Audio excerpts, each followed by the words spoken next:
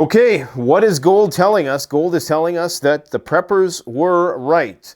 $2,302.70. In the last 6 months, the price of gold has went up over 25%. That's 3 to 4 trillion in market cap added to the price of gold. And the dollar for which it's measured has only dropped maybe 3% in that period of time. So we know that this is an actual revaluation of gold that is happening, irrespective of the dollar. Typically, the dollar goes up, gold goes down.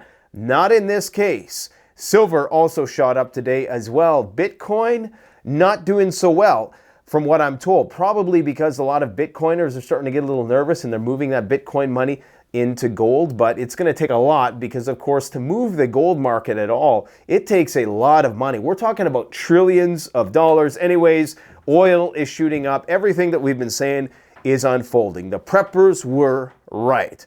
Let's put that on a t-shirt. Now, I aspire to be an accurate beacon of information, an accurate purveyor of raw data. Of course, we have our moments of conjecture and speculation, but the raw data I provide to you, I want you to be able to take that to the bank. You can believe my speculations and my forecasting if you want. You don't have to. That's just kind of a bonus. That's what I think is going to happen. Now, the reason why I'm saying this is because whenever I say something that turns out later to be taken out of context or outright untrue, which is usually very rare that happens. Usually what happens is, a big story will be developing and a video will get shared of something claiming to be related to that story that claims to validate a narrative surrounding that story, and that video turns out later to be false, but the narrative actually turns out to be true, okay? Now, the reason why I'm saying this is because yesterday I made reference to a video about a mass evacuation from the city, the major metropolis of Kharkov, which is 1.4 million people. I thought it was 1.2, but it's actually 1.4 million. Now, I didn't show the video in part because, of course, I had my backdrop of cardboard cutouts. If you didn't see the video, you can go watch it. It's still relevant, of course, because Kharkov is indeed drawing up evacuation plans. The mayor has been outspoken about that. People have been evacuated from around 57 villages around the region since the Russian bombardment had begun after the Crocus terrorist attack and since the power outages that have been intermittent since the Russians blew up a dam as well as a thermal power plant. People have been evacuating the city. Now, the video in question that I was referencing, I'm going to show it to you today, and you can draw your own conclusions, okay? Some people are saying that this is from 2022. However, most of the time when a video is posted on social media, if it turns out to be an old video or if it turns out that it is something that is completely fake or in reference to something else, the internet will figure it out usually within an hour, okay? And definitely within a day. There'll be some definitive proof that this is in fact not what it pretends to be. So let's just check out the video in question and I'm going to explain to you what's going on here. Now, I've done a bit more research with respect to this video because this is the video people are referencing, and this is some big accounts that are pushing this video. Now, the only people who are saying that this is an old video, and the reason why it's so hard to get real information right now out of Ukraine is because the fog of war is very thick, and you can't upload videos of anything that pertains to military matters, and I'm quite certain that a lot of video, just period, is banned from being uploaded. They're in a state of martial law, okay? And you can go to jail if you upload video of pretty much anything. Anything they want to construe as somehow compromising their national security, they could potentially hold that against you, and nobody wants to get mobilized, so everybody stays off the radar. Anyways, this video was uploaded and claims to show a mass evacuation from the city of Kharkov. You can see that cars are actually driving on the wrong side of the road. Now, there's people saying that this is from 2022, but all of those comments you know what they say? They all say the exact same thing. They all say, this is from 2022. The end. They don't provide any evidence. When you do any sort of follow-up, they don't get more specific. They don't provide you any more details whatsoever. They're all just repeating the same thing. And what you need to understand is that Ukraine and Russia as well, they have online troll armies, whether they're volunteers like NAFO or they're actual paid people who are online to write these comments just to sow doubt, okay? Because if you can sow a little bit of doubt, because there's been so many fake videos put out in the past, usually if you can get a comment to say this is fake and it gets upvoted, you don't have to provide any details, that sows doubt in a person's mind that, well, maybe this isn't happening, right? When in fact, it is. This is happening. People are evacuating from this region. Now, is it as dramatic as shown here? Well, you have to do a little bit of research on this, right? I could not find this video. You know, I did custom date range searches on Google and various social media platforms. I looked for related searches for this video, content ID. I could not find it. Now, that's not to say that it couldn't come out later that this was, in fact, an older video. Again, that doesn't negate the fact that this indeed is happening. Russia today has basically said that they're now going to expand the sanitary zone all the way to Lvov. That this is what they're going to have to do because now the Americans are going to be giving them longer range ATACMS missiles in the F-16. So they're going to have to expand the sanitary zone, which means that Kharkov is pretty much a foregone conclusion in terms of the Russians having to take over that. And we know that typically the Russians are only going to be targeting these power grids if you're going into wintertime. That's what they've done historically. The fact that they're doing it right before summer and spring indicates that they are indeed planning on doing a major offensive. Washington thinks that they're going to do it in June. So we know it's coming, okay? So are people just getting ahead of the curve? Now we know that this is in and around Kharkov because the guy in the video, I don't speak Ukrainian, but the guy in the video, in addition to saying Slava Ukraine, also says Kharkov in the video several times. Now, the question is, it's raining, right? Or at least appears to be drizzling. Now, the weather forecasts, and rain is intermittent, especially with the weather systems and the diverse topography there. You can have places where it's spotty, where you're having a slight drizzle. So in Kharkov, it hasn't rained in the last, 2 weeks or something like that. Now, in Kiev, it has rained, okay? And there was a weather system that I presume maybe skirted Kharkov or the outskirts, and these cars, of course, are moving west. So perhaps, I don't know how far this is from Kharkov. I presume, maybe probably 50 kilometers at best into Ukraine. So there is a possibility there. The last time it rained was right around the time when Russia started to basically declare it a war and started bombing Kiev heavy after the Crocus terrorist attack.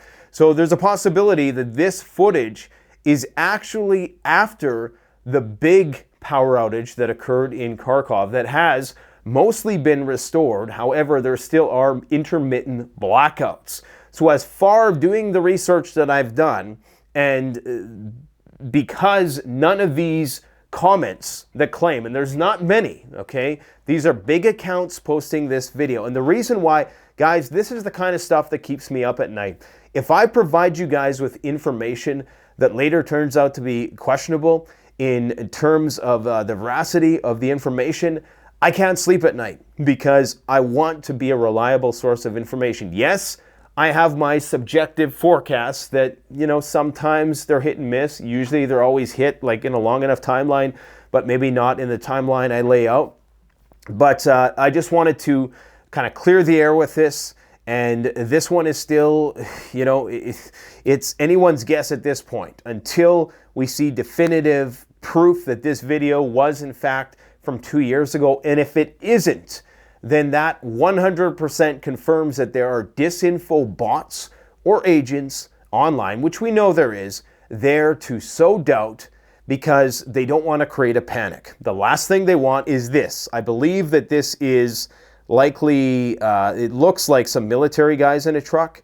So obviously they got to keep one lane of traffic open. This creates a nightmare for military logistics when you have a panicked population fleeing a certain area. This is why the mayor of Kharkov is, apparently there's rumors that there are militants there already setting up camps basically to get ready to fight the Russians on the ground in Kharkov or Kharkiv, whatever you want to call it. And so there's a lot of validity to this. Either way, even if this video is totally false, that is the inevitable outcome of what's about to unfold there. So I just wanted to set the record straight on that. Now I want to jump to a story about the bird flu thing. We're going to go back to the war stuff because there's a lot of stuff. In fact, just quickly, quick sidebar here. Revolutionary Guard Corps, the IRGC. According to the CIA, they're claiming that Iran could strike Israel in the next 48 hours, likely by proxy. I don't think they're going to do it directly. The last time, and I believe it was the first time ever that Iran used a ballistic missile, they targeted, I think it was inside, was it Syria? It was a Mossad agent allegedly inside of, it was either Syria or Lebanon. It was one of those places, but this was a pinpoint precision attack, okay? And that was the first time they did it, and that was just a couple months ago. CIA saying in the next 48 hours they're going to do it. IRGC are claiming that significant activity is going on at long-range missile sites across Iran, and that 0 hour for an attack on Israel is near. Again, maybe the Iranians have the same level of strategic forbearance as the Russians, but it's yet to be seen. Typically, they're quite restrained, and if they are being consulted by the Russians, maybe the Russians are advising them, hey, just take your time with this, don't react, because they want a reaction, because they want to start a war. Netanyahu needs a war. Anyways, we'll get back to that in just a moment. Got to talk about this bird flu thing. I was just having a chat with Brad over at Full Spectrum Survival, and he seems to be a little worried about this. And indeed, I think that they're setting us up for disaster here. I'm going to tell you why. Recall last year, I was talking about the sea lion thing, where the sea lions were becoming infected, and this bird flu was just going through wild populations like wildfire. And all of the mainstream media news agencies at the time were kind of downplaying it, which is very surprising in light of the fact that we just came out of a massive pandemic. This is known to have a much higher fatality rate. And all of a sudden they're just, and remember now, these are the same people that said that that thing occurred from nature, right? Now they're downplaying the prospect of bird flu jumping into humans from nature. All of a sudden, they're just downplaying it. I mean, we're talking about widespread, never before seen numbers of bird flu prevalence in the populations of not just birds, but jumping into other species. And the media is completely quiet about it, okay? That is concerning for me, because if you get sustained transmission in a species, which is, and I'm not a virologist, but I'm just going to go out on a limb here and assume that the closer you are genetically to a species, i.e. we're mammals, cows are mammals. Are sea lions mammals? I'm not sure. I'm sure they probably are mammals. Yeah, they're mammals because they have a spine. And anyways, again, I'm not a biologist. I'm not a virologist. Feel free to, go off on that in the comment section below. I'm quite certain that how these things work is they work their way up, the evolutionary ladder. Just pissed off a lot of people who don't believe in evolution. That doesn't really matter. You can't please everybody. So I'm assuming that if this is seeing sustained transmission in cows, which they're not ruling out at this point, because apparently this is in a lot of different cow farms, okay? And this is how these things typically spread. A bat, how did it happen in the movie Contagion? A bat pooped on a pig, and then that pig came in contact with a human, and the recombinamics of those three strands of RNA or DNA or whatever it is came together. You can tell I'm not a virologist, right? And it created this variant of bird swine flu that had a 20% fatality rate.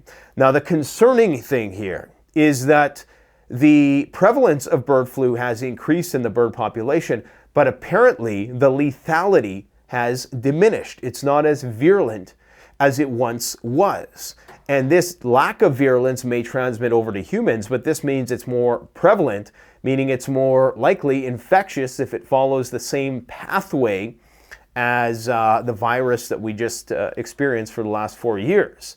So what this means is that the likelihood of a sustained transmission between a species which is like humans, which kind of has to happen first, I think. Maybe not. I mean, maybe it could just jump from cows and then some crazy mutation makes it transmissible in humans right away. But my conspiracy brain is telling me this. If they know that the economy is about to collapse, I mean, the economy has to collapse. The amount of debt that we've already acquired, the amount of interest on the debt, the credit card debt, the lack of disposable income, the many wars that are on the horizon, a great way to just lock everything down would just be another pandemic. Okay, and I'm just going to leave it there. I'm not saying that it's going to be, something that's cooked up in a lab. Oh, I said it. I'm probably on a list now. I'm not saying that. I'm just saying I'm going by their reasoning that you say that it came from nature. So this is like the perfect confluence of events for something like that to emerge, right? Now, Fox News is talking about it. They're being somewhat alarmist about it. But they're not, even that, it's kind of just a quick alarmist soundbite, and then, people are going to forget about it. Or are we? Because even if this jumps into humans, even if we're talking about a 5% fatality rate, remember, H5N1 has a 60% fatality rate in human beings, and I'm quite certain that knows no age discrimination like COVID did. Okay, this is potentially across the board, 60%.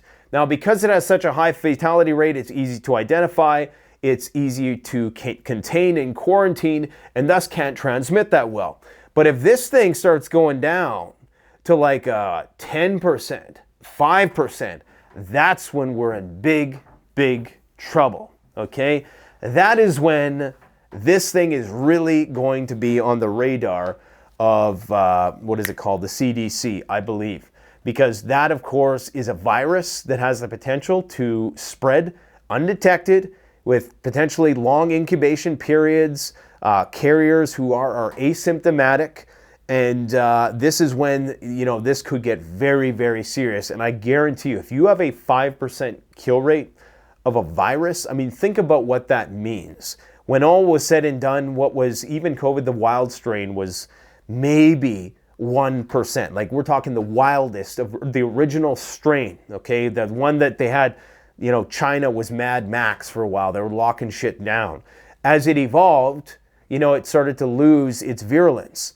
Now, if we have a virulent strain that is 50 times worse than that, I mean, just imagine, it wouldn't have to be much. It'd be 5 to 10%. Same thing as the Spanish flu. And everybody knows the drill, which is the scary part. So, a war's coming. You know that the economy is about to crash. Maybe you're going to lose a war. Maybe Israel is about to use the Samson option. What great way to take attention away. And a lot of people use this as a cop-out. It's almost like an analytical cop-out. Oh, they're doing this as a distraction. This is a distraction from that. I mean, you could play that tune all day. However, if there ever was a distraction from things going on, if you were ever actually wanting to do that and it made sense to do it, this would be it, okay? When we're talking about the collapse of the financial system, when we're talking about the climactic systems that are in complete disarray, the price of commodities that are going through the roof because of crop failures around the world, supply chain bottlenecks, the wars that are emerging and impending, the natural disasters, this confluence of the 10 C's, as I call them, is a potential powder keg that the only way they're going to be able to bring the population in line is with a serious lockdown, okay? And will people abide by the lockdown? Absolutely not. Until you almost have to make it voluntary, right? So people have to see people croaking in the streets. And I guarantee you, as much as the tough talk that you hear, If you don't think people are going to comply when they see a 5% fatality, 1 in 20 people, 1 in 20 of the people you know dropping like flies, I guarantee you, you ain't leaving the house. I guarantee you, especially as we've been so conditioned to be so paranoid and isolated and alienated from one another, people are standing by the door with shotguns with a 5% fatality rate. The government doesn't have to do anything at that point. And what's terrifying right now is that we're seeing the exact same sort of indifference that we've seen before the last one. I remember in January, people were calling us crazy, us preppers, because we were saying, hey, this thing is spreading. In BC, they were like, oh yeah, don't worry, the flights are still coming over from China, and people are saying don't be xenophobic, or whatever the word they used. I can't remember the exact word, but anyways, you know what I mean. Don't be racist against Chinese people, and people are talking about maybe it only infects Chinese people and this and that, and they underreacted, and then just like turning on a light switch, they overreacted, and that's when they turned it on. And the same thing is going to happen with this, because they're playing it the exact same way. It's just been found in multiple cattle farms around the United States. No big deal. Maybe there's sustained transmission. We don't know. A guy caught it. Only the second case of somebody catching it in the United States. And it so happens that it's not even from a bird. So yeah, that's why I wanted to give this its own special segment, because it's very concerning. On the same topic, the people at Jace Medical have informed me that they have a sale on ivermectin. And this one might get me shut down, but I'm not saying you have to use it for any specific purpose. But most people don't realize that through Jace, you can, in fact, get ivermectin. And you get it from a prescription, you get it from a doctor. It's human stuff, it's not the animal stuff. Okay, this is the real deal. You have to go through a medical doctor. It's very quick, though. It's very easy. You just text the guy, and he asks you a few questions, and bada boom, bada bing, your shipment comes in the mail. I'll post a link to that in the description below. Now, this is somewhat interesting as well. And these are the kind of things you don't want to always read too deep into. And this is going back to, I want to provide you with the raw data, and you can extrapolate it from what you will. Now, apparently, this is an emergency field hospital that has landed in Calgary. Okay, Calgary, Canada. I'm not sure why we need this here, but this is a religious organization, and that's fine. I mean, nonprofit, highly outspokenly religious organization. I think they mentioned Jesus several times through this ad. That's great. Hey, I'm not going to dunk on any sort of religion. You guys know I'm an agnostic, but quite frankly, atheists piss me off just as much as hardcore zealous religious people do, because sometimes people just try to push it down your neck. I'm okay with you practicing religion. In fact, I encourage it, because it most certainly creates, I think, a more, generally speaking, it creates a more upstanding society and all that. Now that all that's out of the way, this is concerning, because right now they're setting up this emergency field hospital in Calgary. And the whole purpose of it is to, I guess, be this hospital that they can pack up at a moment's notice and go to any disaster area around the world. Now, to their credit, they have helped numerous disasters around the world. I believe they've even provided some stuff for Gaza, for Turkey. Maybe they did some stuff during the pandemic. I'm not quite sure about that. But this is a very sophisticated, very professional operation. As you can see, they're very open about their religious affiliation. What makes me a little bit skeptical about this is, number one, why Calgary, why Canada, but also that they're really pushing the religious angle with this, which makes me wonder, is it, and this is where maybe I'm reading into it too deep, and maybe we should just ignore this altogether. Just makes me wonder, are they trying to, because they know the people who are going to be very skeptical of any sort of interventions in the future, or any sort of rolling out of emergency services like this, are going to be people who are religious. Let's face it, a lot of people didn't want to take the prophylactics, the interventions on religious grounds. So is this a way to kind of soften people to FEMA in a way? You know what I'm saying? You get what I'm saying? Maybe I'm way off the mark on this. I just thought this was an odd story, okay? And you read deep into it, and it's a little weird. I'm not saying it's not good. It's great that they're out there helping people. They're giving people the help they need. I think this is awesome if it is just what it is at face value. So we're just going to assume that it is. This gold thing, man, this is crazy. This is crazy. I mean, I knew gold was going to run up, but it just happens so incrementally. People were talking about like 2,500 gold. Everybody was like, come on. Like, I mean, gold struggles to move, $20 a week. And we've just seen insane gains in gold and oil. And that's a sign that the shit is about to pop. So how high is this going to go? I don't know, but somebody knows something. Somebody absolutely knows something. Now, and everything else is in the red. And this is how you know, because sometimes historically, when money is flowing into stuff, gold goes up, and especially when the dollar is being devalued, stocks typically go up because they become revalued, right? But that's not the case here. The only thing that are up are the oil, the gold, and the VIX, which is the volatility index, meaning the volatility is way the hell up. Now, we know that Ukraine is unrelenting in terms of its war on the Russian oil refineries. And in the last day, oil just shot up like, 2 or 3%. It shot up right after this drone strike, and we have video footage of it, in fact. I think this is okay for me to show because nobody was actually injured in the video. Well, actually, some people were injured, but you don't see it on camera. But this is a drone strike, okay, inside Russia. Now, the Russians are claiming they brought it down with electronic warfare. It didn't hit its intended target. It's hard to say, but they were definitely targeting a refinery.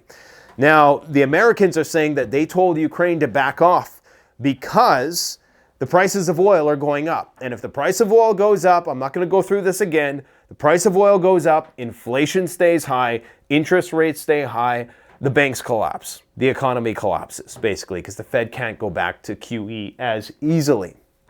So this means that either, there is a divide there, and Zelensky is trying to bring the Americans closer to the war, almost as if threatening at this point, almost like, and this is something that I had said at the end of one of my recent videos where I said it's almost as if the Ukrainians are threatening that if you don't give us what we want, then we are going to start a fight, right? And we're going to start a fight between the Russians and Europe, and the Americans are going to be inevitably brought into that conflict. And so right now, the Ukrainians continue to target deep into Russia. And this is no fluke. Get a load of this. It is 1,200 kilometers.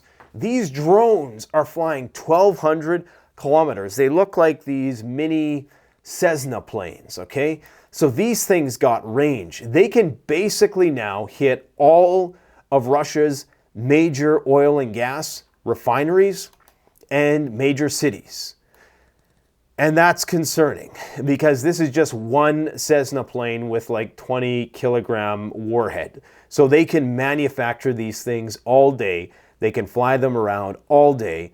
And it's really just a matter of how much havoc do they want to wreak? How much pressure do they want to put on the Russians?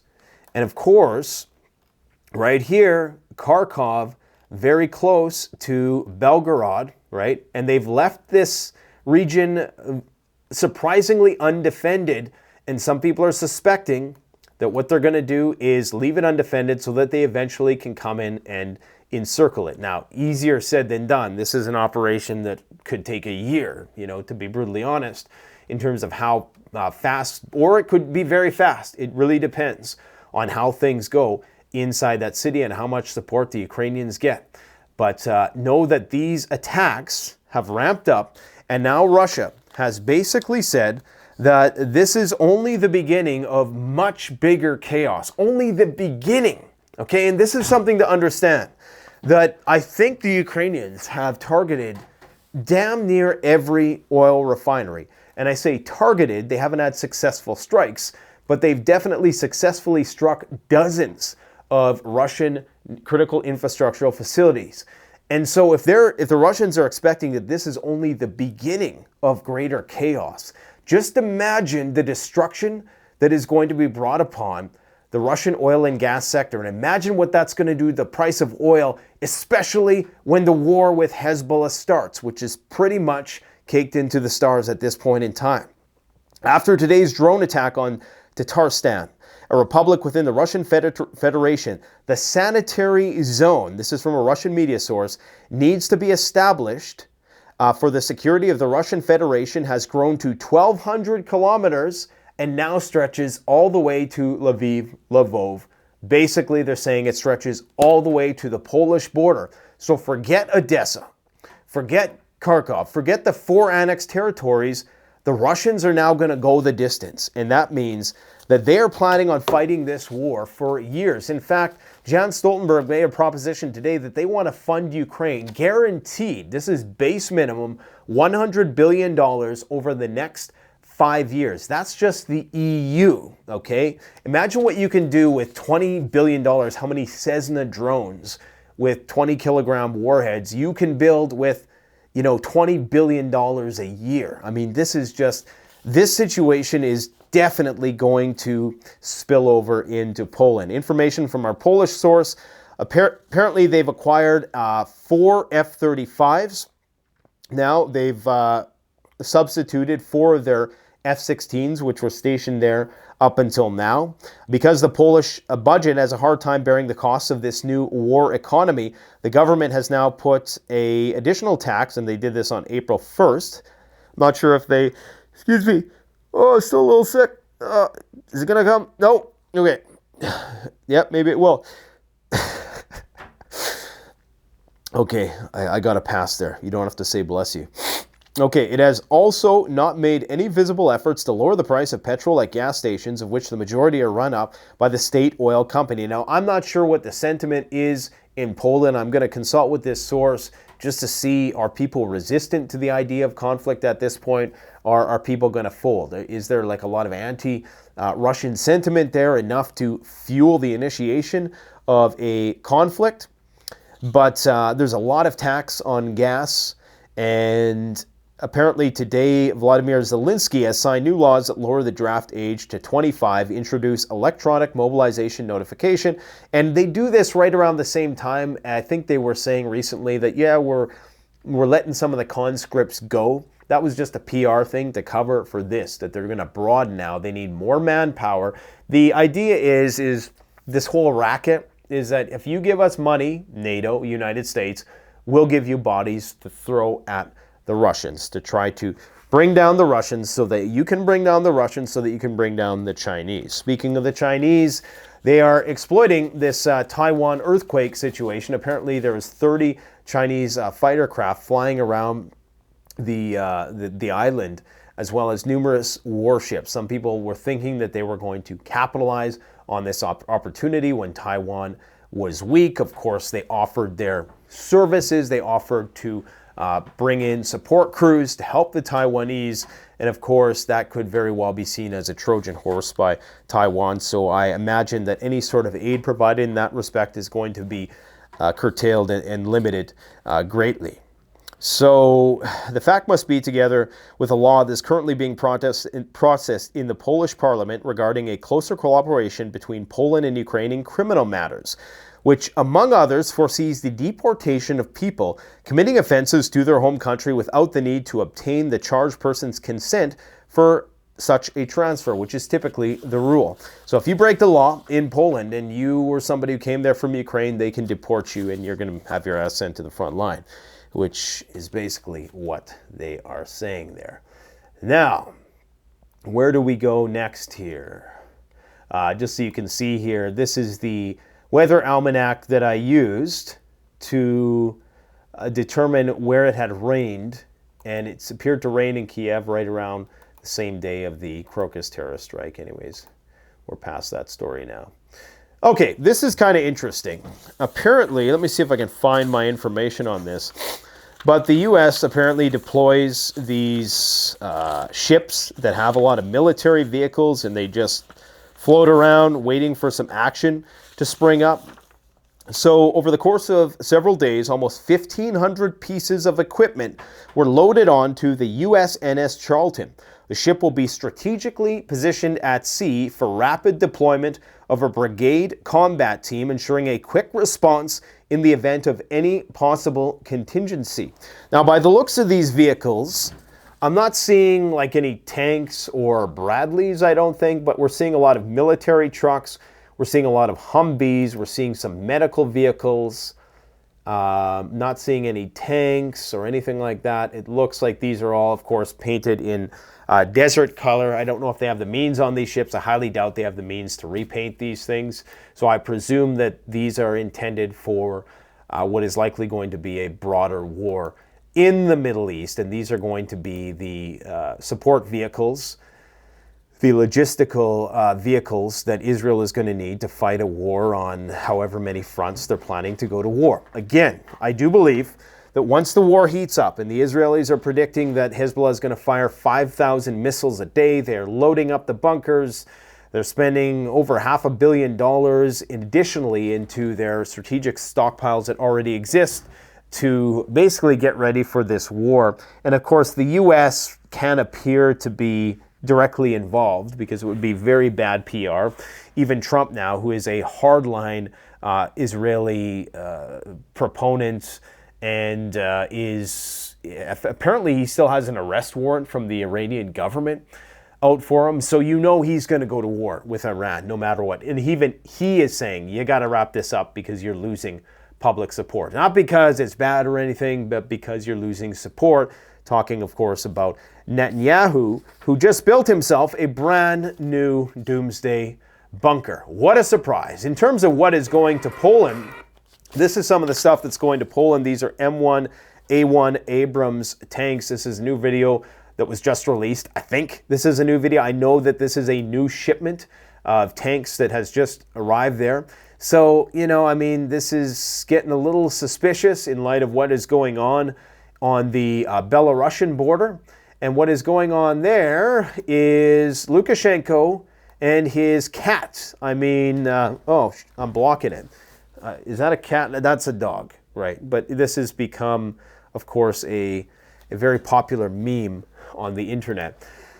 The Belarusians do not have the military capability to hold off NATO, okay? But they do have nuclear weapons. And as far as I can tell, looking at the military deployment maps, there's not a whole lot of Russians there right now either. So that means that if there is some action that's about to go down, then they're going to use nukes. They're going to have no choice but to use nuclear weapons. And apparently there right now are commandos, special forces, operating in large numbers in and around the Suwalki corridor. I'm just trying to see if I can find that story for you here. Poland and Lithuania deployed special forces in the Suwalki Gap. So if you don't know where that is, now that I got the map up, I might as well use it. But of course, let me see if I can, let's actually get a little interactive here. I don't use the map enough, you know? So let's just, my eyes are getting bad, man. Here we go. So there's the Suwalki corridor. Can you even see that? It's hard looking at red on green. So basically the Suwalki corridor is right here. Okay, so we're talking about, let's just see here. What's the distance? 70 kilometers from the Belarusian border to Kaliningrad. So you have this is Russian, hence the red, and this is Belarus. So in order to get goods into Kaliningrad by land, they have to go through the Suwalki corridor. There's a train that goes through there, and there's all kinds of red tape that the Russians have to go to. It almost started a world war at the beginning of this conflict because the Lithuanians wanted to drastically limit what could be shipped here, and the Russians said, well, we can nuke you, and so they backed off. But now there's a lot of military activity around here, okay? And this is where shit could definitely escalate very, very quickly. What is Kim Jong-un up to? Well, these guys, man, I mean, North Korea, it ain't what it used to be. These guys are getting powerful. And what this is, I mean, all of this is coming from China, guys. I mean, this is China basically threatening. This is China's pit bull, not to demean the North Korean people who are subject to a brutal dictatorship, and that's what it is. It's a complete cartoon circus of draconian rule. But this despot, you got to hand it to him, man. These guys are pumping out weapons like crazy. Now, I believe this is a hypersonic glide vehicle. It's a ICBM, and they did a test today. Here it is. Here's the actual video footage. We might as I love listening to like the lady shouting, especially when she starts getting like really excited.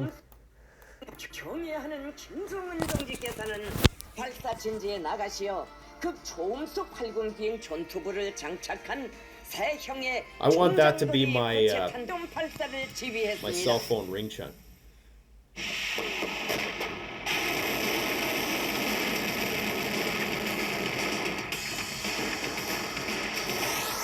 That's what North Korea has. And they can put nuclear weapons on that. And it can't be shot down, in theory anyways. In theory. Okay, so, you know, that's what's going on. That's where we're at. Keep on prepping, man, because, yeah, shit's hitting the fan. On the financial front, we got our main man, Gerald Celente, coming back here on Friday. He's going to talk about the finance, and I'm going to try to contain him. We're going to try to keep it PG-13, but I don't know. We might have to have a rated R edit, because when Celente goes off, man, he goes off. In fact, I don't even know how the guy's still on YouTube. He must know a few people in certain places, but he's going to talk about finance and office vacancy rates. This is something he talks about quite often. 20% vacancy rate, okay? This is higher than the pandemic. Back in the year 2000, it was looks like a 7%. Okay, and then 2007, 2008, we were looking at 12%. Now you got 20%, and still property prices are through the roof. Take a look at this. This is why the future does not look good for Ukraine. So these are the dragon's teeth. These are a barrier that you set up in order to prevent armor from encroaching on your territory, slow them down essentially, because tanks, they can move it out of the way, but it just takes a minute and then you blow them up with your artillery. So these dragon's teeth, you can see the size of them, okay? These are probably, I'm not sure how tall this guy is, but maybe 4.5 feet or so, and 4 feet maybe. And these tetrahedron barriers, and then you can see, compare that to Ukraine's, okay? So clearly, you know, not as big, and going to be much easier to get around and to move out of the way and just blow to smithereens. And I'm sure the Russians will devise some blitzkrieg contraption to try to break through these. And then, of course, it's heavily mined here as well. So then you need a minesweeper. Maybe they do that first what do they call those? I think they use thermobaric to do that as well. But don't quote me on that. So anyways, that's what's coming. That's what's coming. And so it doesn't look good for Ukraine. And actually, you know, this is going to be a great prepping project to make these things just to keep out wildlife from our property. I think this is going to be an interesting, and you can even disguise them. You know, you could put like dirt on them, and you could put grass. You can even get grass growing over them so it kind of looks, you know, like natural. Something for you to consider anyways. This is a Russian propagandist. This is Solovyov. And he's basically saying his rants have basically gotten a lot more, they've gotten a lot more serious. Basically here he's saying they're going to have to prepare to go to war for like a 20-year war with NATO. And that we should not fear this because it's a war between good and evil. They are evil, we are good. I think there's a quote, the road to hell was paved with good intentions. I don't know. He's basically saying if you want Moscow's strategic defeat, for that you're ready to take the riskiest steps. We're not surprised, he says. That's that, that's that.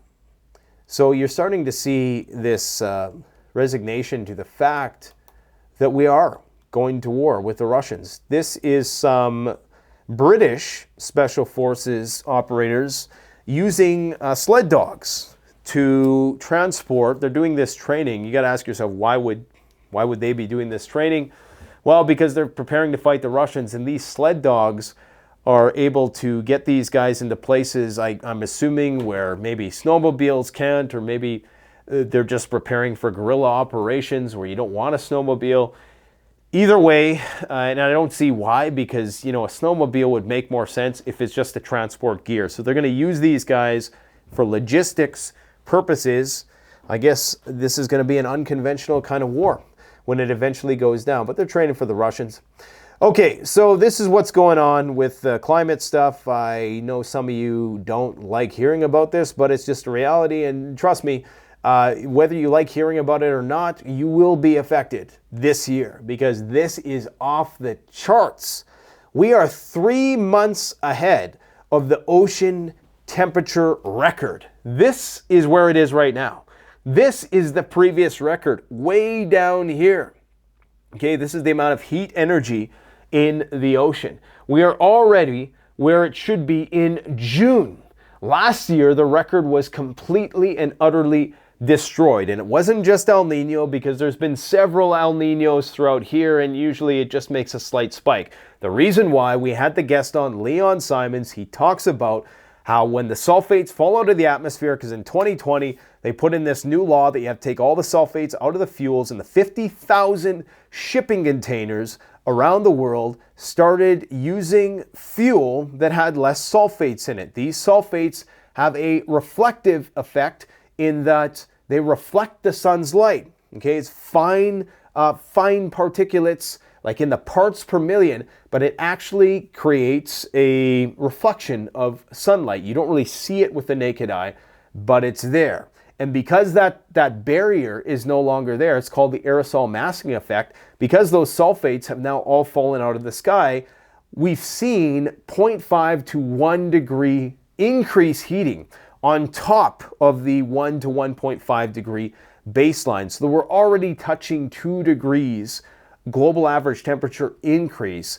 And just keep in mind that the difference between now and a full-blown ice age is something like 4 or 5 degrees. So just that slight change in temperature can create all kinds of havoc. So just imagine what it's going to be like this summer. It is going to be crazy. Now, El Nino is supposed to actually turn to La Nina this year. So that might have some mitigating effect on this. It might help to temper it just a little bit. But what they're saying is, now that we shift into La Nina, if this continues to go up and people persist in rejecting this idea that this obviously is happening, then, I mean, you know, it's just another sign that it's over, that there's no point even fighting it. This is what Europe can expect. Now, Europe has looked like this since I've been looking at this thing. There's been a few periods where it's been abnormally cold for like a few weeks in the past few years, but this year, and you'll notice how quiet a lot of the people who challenge this science are in Europe right now, because it's way hotter than normal. We're talking about 10 degrees, 12 degrees, 16 degrees hotter than normal throughout the next 2 weeks. Throughout all of Europe, and this is how it's been. Like, I mean, they have summer conditions right now in parts of Ukraine.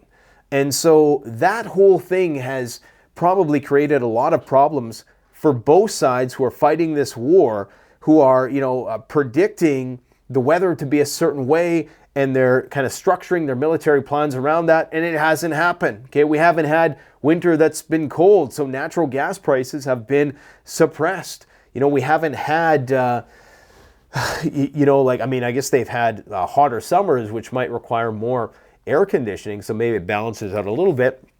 This is how the ocean fish stocks are doing.